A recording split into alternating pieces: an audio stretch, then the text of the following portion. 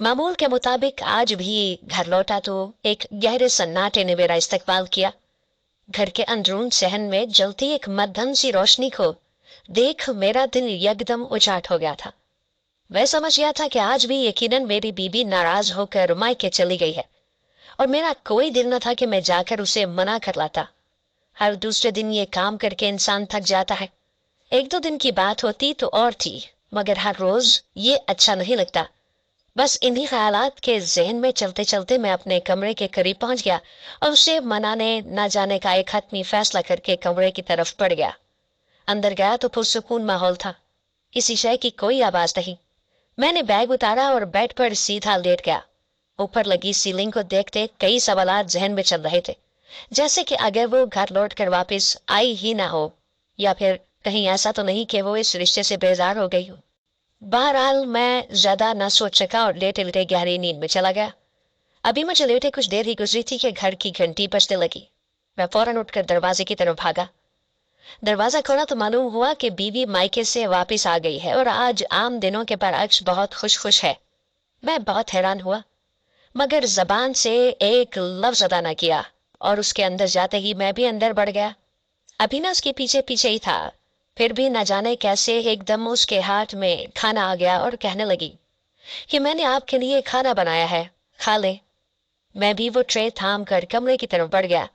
कमरे में जाकर अभी मैंने पानी का गिलास हाथ में लिया ही था कि तभी मेरी बीवी ने आकर मेरा वो हाथ जिसमें पानी पकड़ा था उसे झटक दिया, जिससे गिलास चटांग की आवाज से नीचे गिरा था। और यही वो लम्हा था जब यकदम सब गायब हो गया। मैं फिर फौर नींद से जागा और इधर उधर देखने लगा, लेकिन कोई न था, मगर फिर ये गिलास के टूटने की आवाज। मैं कुछ समझ न सका और उठकर बाहर किचन की तरफ बढ़ गया। बाहर जाकर देखा तो वाकई एक गिलास बाहर टूटा पड़ा था जमीन पर, मगर किसने तोड़ा था मैं कुछ सोच भी न सका कि उसी वक्त मुझे बिल्ली के मियाऊ मियाऊ की आवाज आई और मैं समझ गया कि यकीनन ये इस बिल्ली ही का काम है, क्योंकि बेध्यानी में आते वक्त दरवाजा मुझसे खुला रह गया था। फिर आगे बढ़कर मैंने उसे भगाया और शीशे के टुकड़े उठाए और तब मुझे एहसास हुआ कि मुझे सिर्फ ख्वाब में नहीं, हकीकत में भी भूख लग रही है। अभी कैबिन की तरफ कुछ खाने की रस से बढ़ा, मगर जब अंदर गया तो वहां कुछ भी न पड़ा था। ना चूल्हे पर खाना था और ना ही फ्रिज में। मुझे अपनी बीवी पर बहुत गुस्सा आया, मगर मैं कर भी कह सकता था, इसलिए गुस्सा काबू करके ऐसे ही जाकर सोने के लिए लेट गया। ऐसा ही देखते देखते 2 दिन गुजर गए। ना मेरी बीवी आई और ना मैं उसे लेने गया, क्योंकि मैं खुद भी इस सब से तंग आ चुका था। इसीलिए बेहतर यही था कि खामोश रहता। लेकिन उसी वक्त रात को मेरी भी अपने भाई के साथ घर वापस आ गई।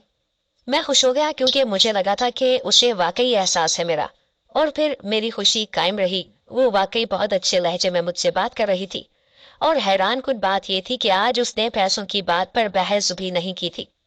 मैं तो खुश हो गया और थकावट के बायस जल्द ही सोने लगा। रात न जाने किस पहर मेरी आंख खुली तो महसूस हुआ कि बीवी बिस्तर पर नहीं है। मुझे लगा वो वॉशरूम होगी या किचन में होगी, लेकिन जब काफी देर गुजर गई और वो कमरे में न आई तो मैं उसे बुलाने गया। अभी मैं लाउंज तक पहुंचा ही था कि तभी मुझे किसी के बोलने की आवाज आई। आवाज क्लियर न थी, मैं समझ न सका और तजस्सुस में आगे बढ़ने लगा। अभी मैं थोड़ा ही आगे बढ़ा था कि आगे का मंजर देखकर मैं शॉक्ड हो गया और और उन्हीं पैरों कमरे में वापस आ गया और आकर सोने की एक्टिंग करने लगा। तभी मेरी बीवी वापस आई और मुझे सोता देखकर गहरी सांस भरती बैठ के दूसरी जानिब लेट गई। वो तो शायद सो भी गई हो, मगर मेरी आंखों से तो नींद कोसों दूर थी। अगले चंद रोज मुसलसल ये चलता रहा। मैंने भी तय कर लिया था कि मैं उसका पीछा करूंगा और मैंने अपने मंसूबे के मुताबिक पीछा किया भी, लेकिन हर बार कोई ना कोई रुकावट आ जाती। इस सब के पूरे 1.5-2 हफ्ते के बाद एक रोज मेरी बीवी मुझसे पैसे मांगने लगी। चूंकि पैसे ना थे मैंने इनकार कर दिया, तो वो ख्वामख्वाह मुझसे बहस में लग गई और कहने लगी कि तुम गरीब हो, कभी जो टाइम पर पैसे दिए हों, वगैरह वगैरह। ये सब सुनकर मुझे बहुत दुख हुआ, लेकिन मैं खामोश रहा। मगर उसका गुस्सा इस हद तक बढ़ चुका था कि मैं हैरान और परेशान हो गया, क्योंकि अचानक ही खड़े खड़े वो मुझसे तलाक मांगने लगी थी। मैं भी गुस्से में आ गया और उसे तलाक दे दी। वो तो जैसे इसी आस पर थी। उसने अपना सामान पैक किया और यहाँ से निकल गई। मैं देखता रहा। मुझे अफसोस हुआ कि मैंने क्या कर दिया है, मगर चूंकि मैं हकीकत जानता था इसलिए ये दुख मेरे लिए वही रहा। दिन रात मुझे अपनी बीवी की हरकतें सताने लगी कि आखिर वाकई वो एकदम कैसे इतना बदली। अपना मतलब निकलवाया और यहाँ से चली गई, बहाना ये बनाकर कि मैं कमाता नहीं हूँ। इसलिए मैंने फिर दिन रात मेहनत शुरू कर दी और पहले जहाँ दोस्त के पास काम करता था छोटा मोटा, अब वो छोड़कर मैं नौकरी की तलाश में निकल गया। खाने पीने, उठने बैठने, सोने जागने तक का होशता रहा मुझे। मैं रोबोट की तरह काम करने लगा कि आखिर कभी तो अच्छा और बड़ा आदमी बनूंगा, ना कि उससे पछतावा हो। फिर एकदम मेरी सारी रूटीन बदल गई। मैं दिन के 18 घंटे काम करता और 6 घंटे सोता। अक्सर तबीयत इतनी खराब हो जाती, मगर मैं परवाह न करता। इस बात की वजह से थोड़े ही अरसे में मैंने बहुत ज्यादा तरक्की कर ली और लाखों रुपए कमाने लगा। नया बड़ा घर, गाड़ी, सब कुछ आ गया था। हत्ता कि मेरी लुक भी पूरी तरह बदल गई थी। इस सब में मैं बहुत खुश हो गया। मैंने सोच किया था कि एक दिन जब बहुत ऊंचाई पर पहुंच जाऊंगा तब मैं अपनी साबका बीवी को जाकर दिखाऊंगा, बताऊंगा कि देखो, इसी के लालच में छोड़कर गई थी ना मुझे। ये सोचते सोचते ही मैं घर की तरफ जा रहा था कि तभी मेरी गाड़ी से एक एक्सीडेंट हो गया। मैं बहुत डर गया और फौरन बाहर निकला तो देखा वो कोई मांगने वाली मालूम हो रही थी। मैंने शुक्र का सांस लिया कि बच गई और उसे अपने साथ अस्पताल ले आया। इस सारे वक्त में उस वकील ने एक लफ्ज भी अपनी जबान से अदा न किया था। हालांकि मैंने उससे बहुत कुछ पूछा था, मगर लगा कि शायद अभी अभी एक्सीडेंट हुआ है तो थोड़ा शॉक्ड होगी, इसलिए नहीं बोल रही। मैं भी यही समझते खामोश हो गया और उसे पास ही एक क्लिनिक पर छोड़कर उसकी दवाई के पैसे देकर वहां से चला गया। एक दो दिन तो मुसलसल मुझे ये वाकई याद आता रहा, लेकिन मसरूफियात के तहत जल्द ही जहन से निकल भी गया। लेकिन उसी रोज जब मैं घर वापस जा रहा था तो मैंने उस वकील को एक जगह पर देखा, तो खैर ही दरियाफ्त करने उसके पास गया। लेकिन मेरे लाख पूछने के बावजूद भी वो एक लफ्ज न बोली। मैं बहुत हैरान हुआ। मुझे लगा कि शायद मेरी वजह से ऐसा है, तो मैं वहां से उठकर जाने लगा, मगर तभी उस वकील ने मेरी तरफ नम आंखों से देखा और इशारा करने लगी। मैं समझ न सका कि वो क्या कहना चाहती है, इसीलिए मैंने इग्नोर किया। लेकिन ऐन उसी वक्त पास से गुजरते एक आदमी ने बताया कि यह गूंगी है।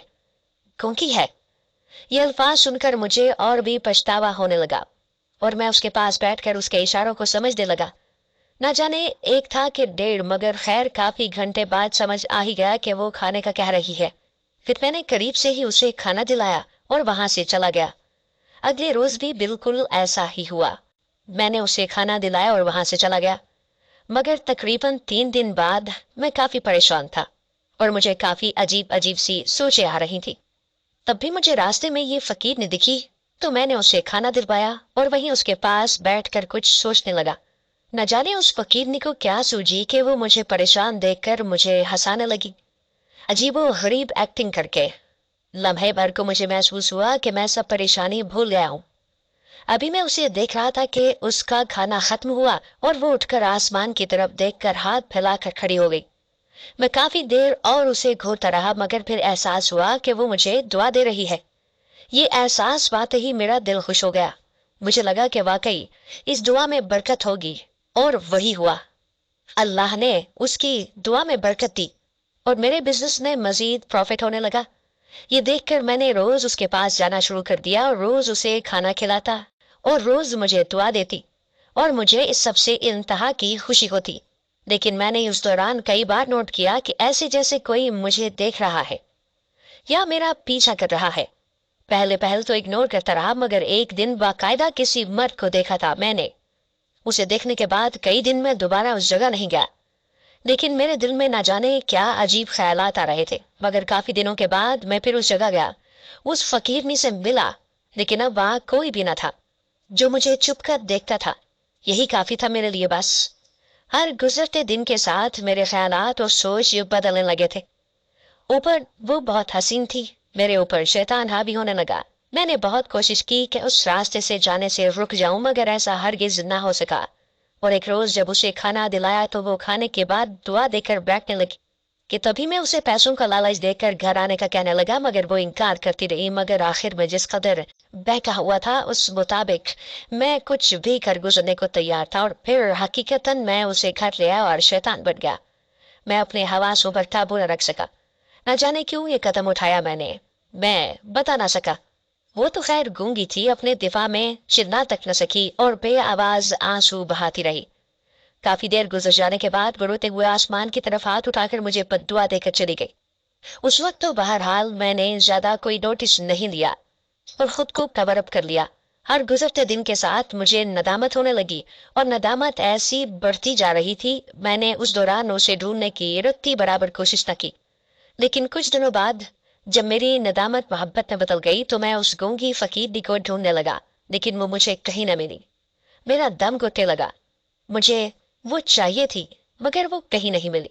गुजरते दिनों के साथ उसके मिलने की उम्मीद तक मैं छोड़ चुका था कि एक दिन अचानक साबका ससुराल के सामने से गुजरा तो देखकर वहीं जम गया कि अंदर वही फकीरनी दुल्हन बनी बैठी है। ये देखकर मेरा दिमाग घूम गया और मैं फौरन अंदर गया। तो मेरा नाम उमर है और मैं एक नॉर्मल घराने से ताल्लुक रखता हूँ।